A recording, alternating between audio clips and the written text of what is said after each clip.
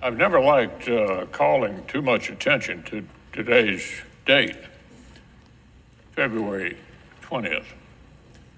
But I figured my birthday would be as good a day as any to share with our colleagues a decision I made last year. During my time in the Senate, I've only really answered to two constituencies: the Republican Conference and the people of Kentucky. Over the years, the first group trusted me to coordinate campaigns, to count votes, to steer committees, to take the majority, and on 9 occasions, to lead our conference. Serving as a Republican leader was a rare and, yes, rather specific childhood dream. And just about a year ago, I thanked my colleagues for their confidence, which allowed me to fulfill it. To the distinguished members of this body, I've had the privilege to lead, and I remain deeply, deeply grateful.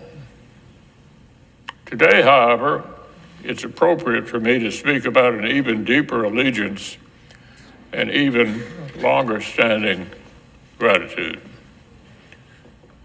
7 times, my fellow Kentuckians have sent me to the Senate. Every day in between, I've been humbled by the trust they placed in me to do their business right here. Representing our Commonwealth has been the honor of a lifetime. I will not seek this honor an 8th time. My current term in the Senate will be my last. I've been a student of history my entire life. I can't remember the last time I didn't have a stack of biographies or political memoirs on my nightstand. And I know well how tempting it can be to read history with a sense of determinism, assuming that somehow notorious failures were inevitable, that crowning triumphs were predestined, and in either case, that lives and careers followed orderly paths. This, of course, isn't how things work. And I've never had to look further than my own life to recognize it. I've never lost sight of the fact that without my mother's devoted care, a childhood encounter with polio could have turned out a lot worse. That unless my father had taken a job in the bluegrass state, my interest in politics might have run a course somewhere else.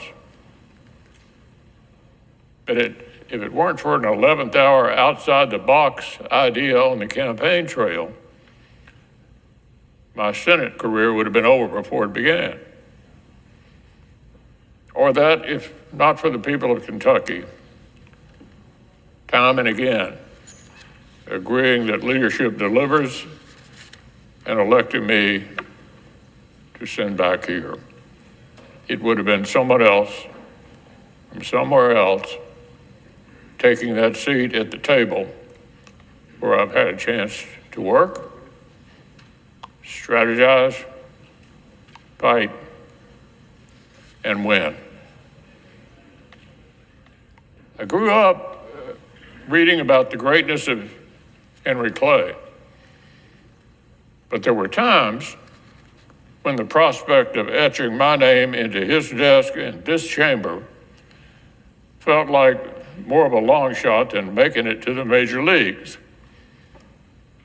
I got a front row seat to the greatness of Senator John Sherman Cooper of Kentucky as a summer intern in his office. But at so many moments in my early career, the idea of following in his footsteps felt more distant than the moon. So the only appropriate thing to take away today,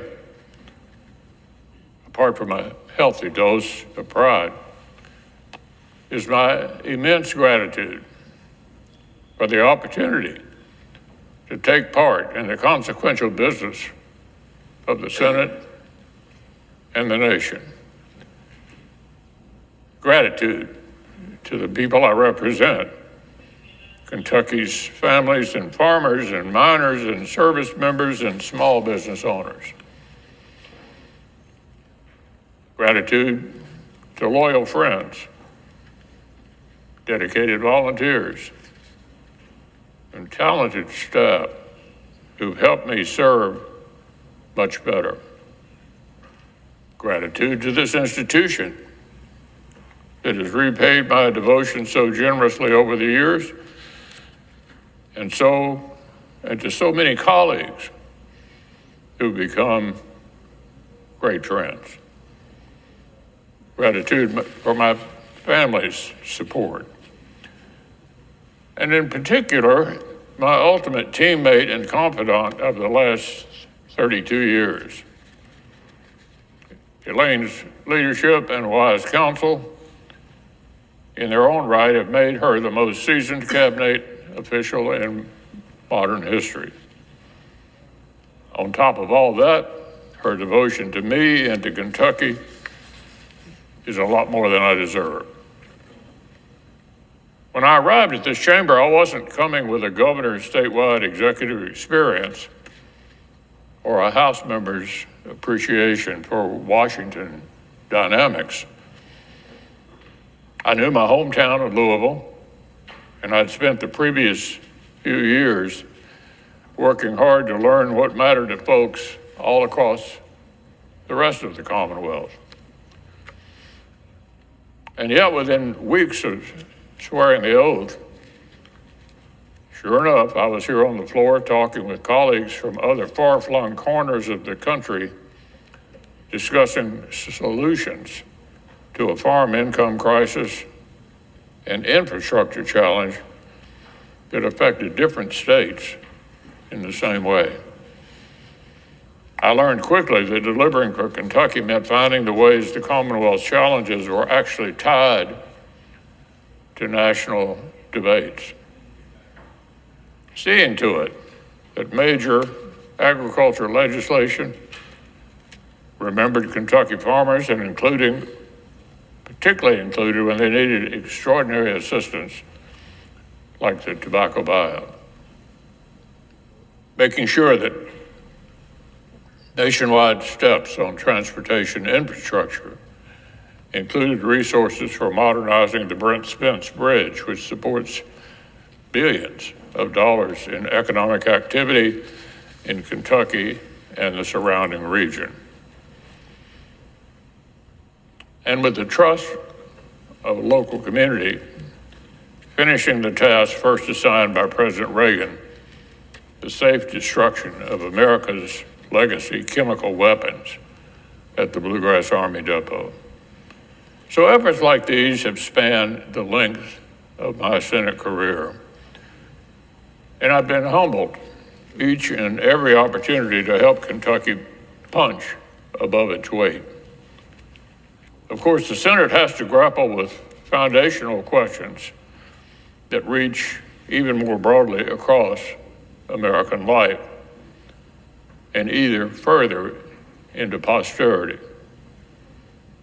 We're trusted on behalf of the American people to participate in the appointment of the federal judiciary, to be the final check on the assembly of power in the courts beyond the reach of representative politics, and to ensure that the men and women who preside over them profess authentic devotion to the rule of law above all else. When members of this body ignore, discount, or pervert this fundamental duty, they do so not just at the peril of the Senate, but of the whole nation. The weight of our power to advise and consent has never been lost on me, and I've been honored to perform my role in confirming judges who understand their role. On this floor, there is no place to hide from the obligations of Article 1, the Senate's unique relationship with Article 3, or our role in equipping the powers of Article 2. Here, every debate over agriculture or infrastructure or education or taxes is downstream of the obligations of national security. Every question of policy here at home is contingent on our duty to provide for the common defense. One of the first times I spoke at length on this floor as a freshman, I was compelled to join the debate over strengthening the deterrence of America's nuclear triad. Whether to expand the U.S. military's hard target nuclear capability was an interesting question to pose to someone whose most recent job had been running a county government. But there, of course, was the founder's brilliance at work. The hopes and dreams of every American are tied up in our ability to protect and defend the nation and its interests. Every family traveling abroad and every worker and small business owner whose livelihood depends on foreign trade, they depend in turn on the credibility of America's commitments to friends and the strength of her threats to enemies. In turn, the safety and success of the men and women who volunteer to serve this great nation in uniform depend on the work we do here to ensure that enemies think twice before challenging them, and those enemies never face a fair fight.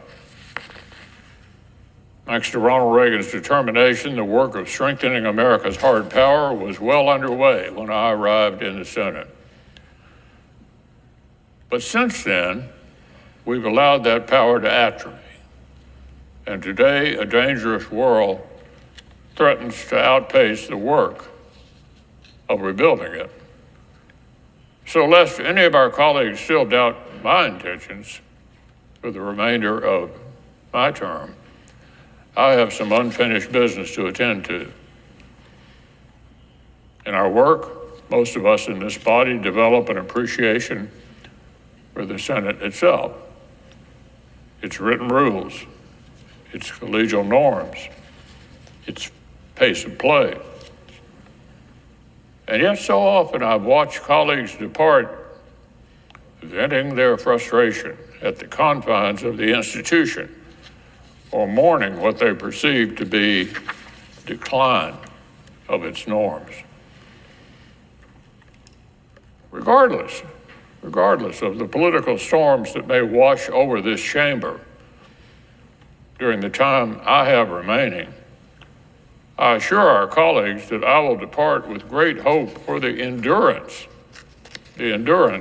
of the Senate as an institution. There are any number of reasons for pessimism, but the strength of the Senate is not one of them. This chamber is still the haven where the political minority can require debate. It's still the crucible in which jurists are tested for their fidelity to upholding the Constitution and laws as they were written. The Senate is still equipped for work of great consequence and to the disappointment of my critics, I'm still here on the job.